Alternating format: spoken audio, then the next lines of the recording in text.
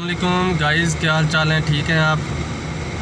अच्छा, तो गाइज़ आज जिस टॉपिक पे हमने बात करनी है वो है नाजायज़ मुनाफाखोरी।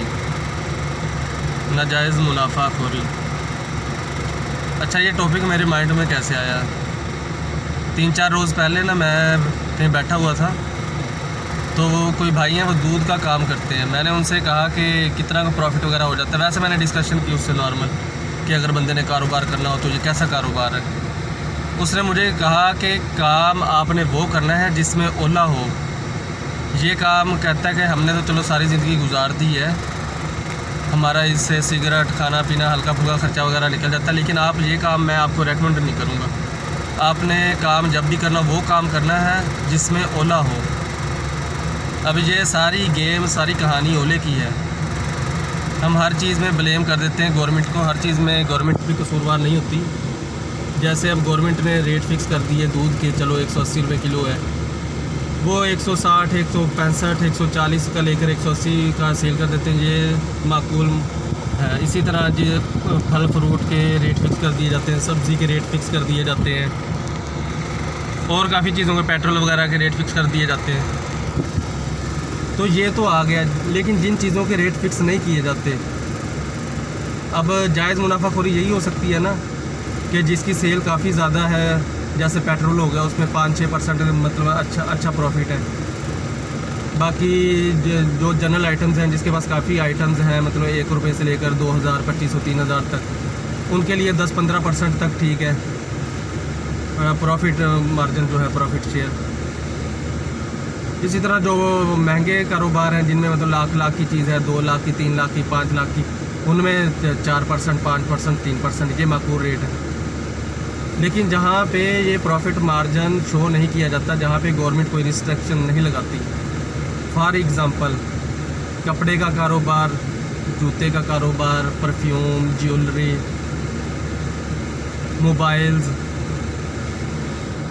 और बेतहाशा जो कारोबार है इस किस्म के। मैं आपको छोटी सी मिसाल दूँ। एक कपड़ा जिसकी प्रोडक्शन कास्ट 500 होगी ना, वो जो मिल से निकलेगा ना, वो 1000 रुपये में निकलेगा। 500 वाली चीज़ कितने में निकल रही है? 1000 रुपये में निकल रही है।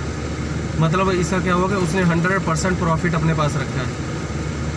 100% प्रॉफिट उसने अपने पास रख लिया।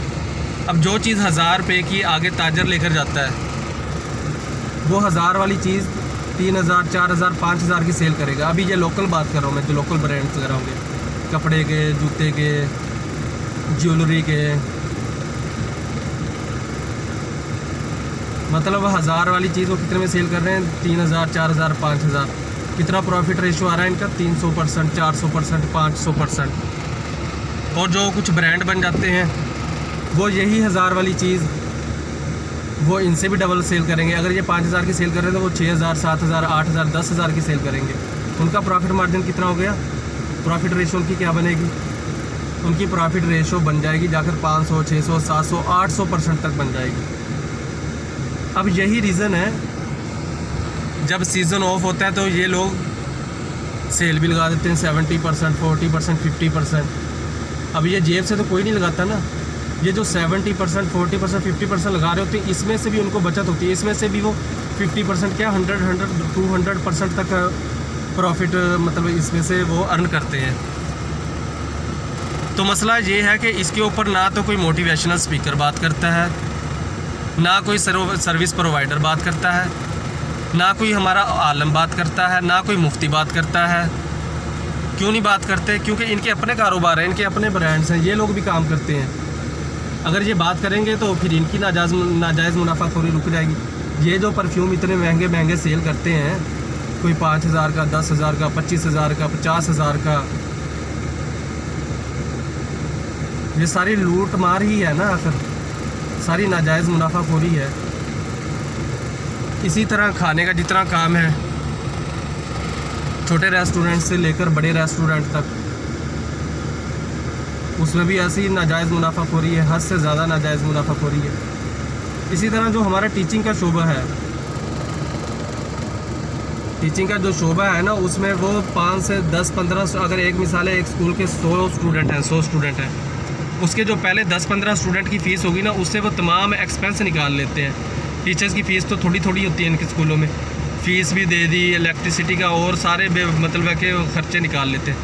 चलो आप 25-30 स्टूडेंट्स निकाल लें, उसमें हर किस्म के एक्सपेंस पूरे हो जाते हैं। बाकी जो 70 स्टूडेंट्स हैं ना, वो इनका प्रॉफिट मार्जिन है 100 में से, जिनकी फ़ीसेस फिर और ज़्यादा है, स्टूडेंट्स और ज़्यादा है, उनका प्रॉफिट रेशो और बढ़ जाता है। तो इस पे कोई भी बात करने के लिए तैयार नहीं है। इसी तरह जब कोई सीज़न आता है रॉ मटेरियल का, जैसे कपास हो गई, गंदम हो गई, मकई हो गई, तो ये बिल्कुल सस्ते दामों ख़रीद ली जाती हैं। उन दिनों बड़े बड़े जो इन्वेस्टर्स हैं, जिनकी कंपनीज़ हैं, जिन्होंने सारी मार्केट होल्ड की होती है, वो रेट इस तरह से कर देते हैं, रेट बिल्कुल कम आ जाता है, वो रेट कंट्रोल कर लेते हैं। रॉ मटेरियल वो औने पौनों लेते हैं, जब वो फिनिश प्रोडक्ट आती है वो हज़ारों के हिसाब से होती है, वो अच्छे खासे रेट पे होती है। तो यही नाजायज़ मुनाफाखोर कल को हद से ज़्यादा उम्रें भी करते हैं, हज भी करते हैं, सखावतें भी करते हैं, हाजी पर भी हाजी भी होते हैं ये लोग,